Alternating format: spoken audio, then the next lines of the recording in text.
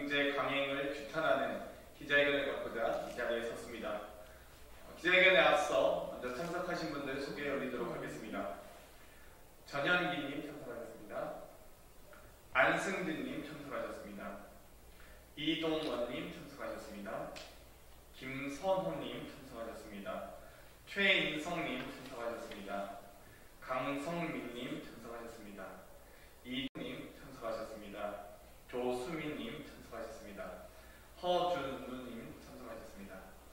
이분들은 현재 중앙선대위 청년위원회와 대학생위원회에서 활약을 보이고 계신 분들입니다. 이재명 후보의 당선 위해서도 열심히 뛰고 계신데요. 기자회견 시작하도록 하겠습니다.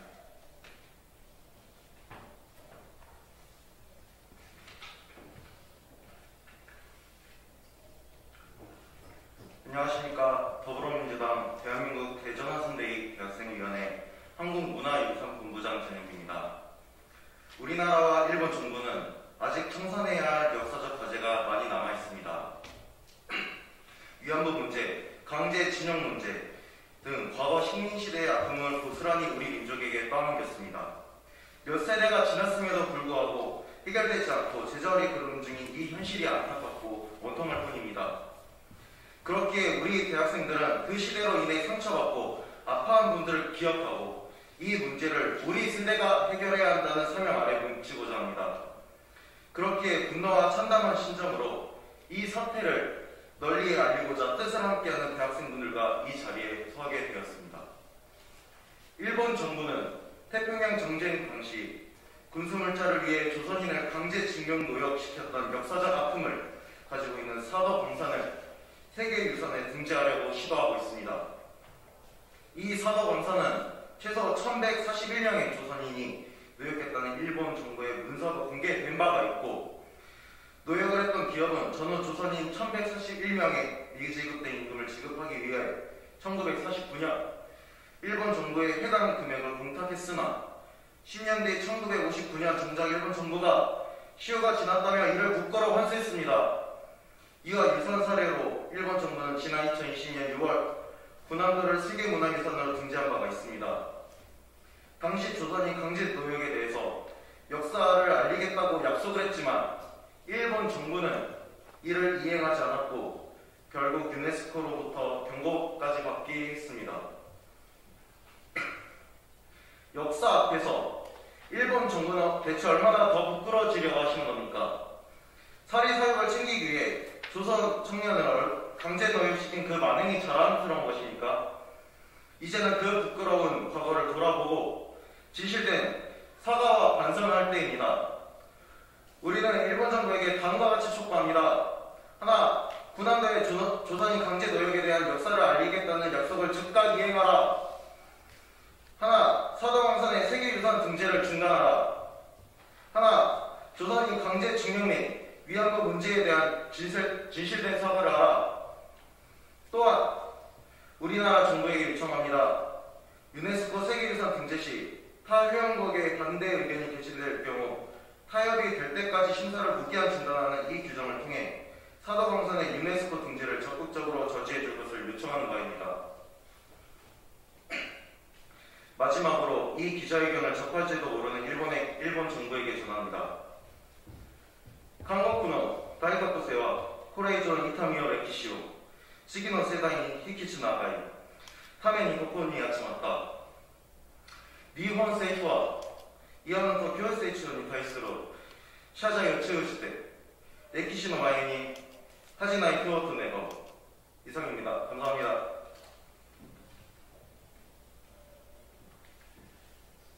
안녕하십니까. 역사를 전공하고 있는 대학생 이동원, 안승진, 최인석입니다. 일본 정부가 아직도 일본 제국주의 시절의 악행을 영광의 역사로 생각하고 있는 것 같아 사학도이자 우리나라의 대학생으로서 분노하여 저희는 이 자리에 섰습니다. 일본 정부는 전범기업 미쓰비시의 전신 중 하나인 미쓰비시 광업 주식회사에서 운영하던 사도광산을 자랑스러운 산업화 역사의 일환이라며 유네스코 세계문화유산에 등재하려 하고 있습니다. 인권을 유린하고 생명을 짓밟은 과거에 대한 반성 없이 자신들의 더럽고 추악한 악행을 마치 과시하듯 하는 일본의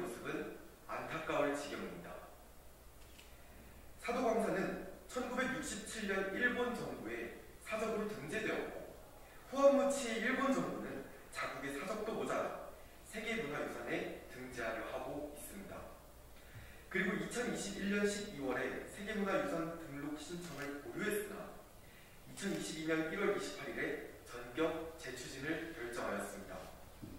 호시탐탐 자신들의 지울 수 없는 범죄를 미화하기 위해 안간 힘을 쓰고 있습니다. 일본 최대의 금광이었던 사도광산은 일본에는 막대한 부를 안겨다 줬을지 모릅니다. 그러나 우리 민족에는 잊히지 못할 상처만을 남겼습니다. 사도광산의 유네스코 세계문화유산 등록 추진 소식에 일본의 제국주의 야심을 위해 강제로 희생당한 우리 선조들의 피와 땀이 느껴지고 절규가 들리는 듯합니다. 앞서 언급되었다시피 확인된 조선인의 수만 약 1,100명이 넘어갑니다. 이름조차 남기지 못하고 가족과 생이별하여 꿈을 이루지 못하고 안타깝게 죽어간 영혼들을 우리는 잊어서는 안 됩니다. 2020년 6월 군함도가 그랬듯이 우리나라의 반발과 유네스코의 경고에도 파렴치한 일본 정부는 자신들의 악행은 철저히 숨기고 사도광산을 유네스코 세계문화유산에 등재하는 수단과 방법을 가리지 않을 것입니다. 더 이상 일본 정부의 역사 왜곡과 제국주의 찬양을 두고 봐서는 안 됩니다.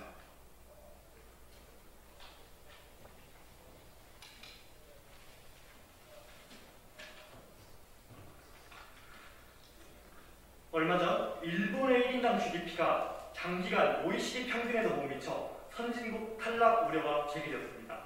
일본의 GDP 대비 국가 부채 비율이 전 세계 1위를 유지한 지는 굉장히 오래됐습니다. 이번에도 내부에서 터져나오는 불만의 목소리를 외부로 돌리는 미봉책을 사용하는 탑니다. 그러나 사도광산은 자충수입니다. 절대 유네스코 문화유산에 등재될 수 없습니다. 과거 일본 제국은 세계 여러 국가의 여성들을 성노예로 전락시켰던 역사가 있습니다. 이와 관련된 역사에 유네스코 세계 기록유산 등재를 막기 위해 하나의 회원국이라고 반대하며 등재될 수 없도록 강력히 추진해서 성공하였습니다. 그 성공이 당시에는 기쁨이었을지는 몰라도 앞으로 전범을 미화하려는 그 어떤 시도조차도 우리나라의 반발로 좌절될 것입니다. 사실 고노담화로 식민지배와 위안부의 강제 동원에 대한 사과는 천문을 열며 오랫동안 서로의 묵은 악감정이 해소되는 것 같았습니다. 무리야마 총리가 1995년 8월 15일에 발표한 전후 50년 종전 기념일을 맞이하는 일본 현직 총리가 식민 지배에 대한 사죄를 한 최초의 기록입니다. 이를 통해 고착되었던 한일 간 첨예하게 대립되었던 갈등이 해소되어야 했습니다. 하지만 후대의 총리 그 누구도 진실한 사과를 하지 않았습니다. 야스쿠니 신사참배부터 그들의 전범 미화를 향한 시도는 끊임없이 계속되고 있습니다. 과연 이들이 사과를 했었나 싶을 정도의 언행이 반복되고 있습니다. 같은 전범 국가였던 독일의 발리브란트 총리는 유대인 학살에 대해 폴란드 바르샤바 게토 유대인 춘향비에서 쏟아지는 폭우를 맞으며 눈물과 함께 참회의 무릎을 꿇고 진심을 전하기 위해 노력했습니다. 그리고 그 뒤로도 독일 정부의 나치 부역자를 찾아 처벌하고 전범국으로서 반성하기 위한 행보를 끊임없이 국제사회에 보여줬습니다. 비슷한 악행을 저지른 일본과 전혀 다른 독일 정부의 행동을 보며 많은 생각이 듭니다. 마지막으로 다음 내용을 일본 정부에 강력히 요구합니다. 하나, 일본 정부는 사도광산에 얽힌 역사를 포함해 강제징용했던 사실을 대내외적으로 인정하고 조속히 진심을 다하 사과하라. 하나, 사도광산의 유네스코 세계문화유산에 등재를 포기하고 그 어떤 정보미화 행위를 전면 중단하라. 하나, 2020년 유네스코 세계문화유산에 등재되어 버린 군함도의 조선인 강제노역 역사를 국제적으로 알리고 자국민에 교육하라. 경고합니다. 전범을 미화하고 역사를 왜곡하고 국내의 위기를 단순히 국민의 관심에 돌려서 해결하려 하는 그런 행태는 국가를 망하게 하는 지름길입니다.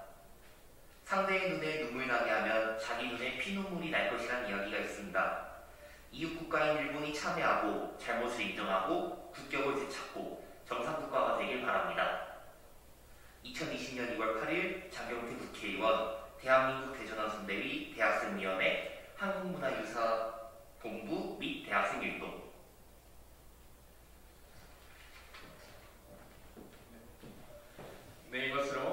마치도록 하겠습니다. 감사합니다.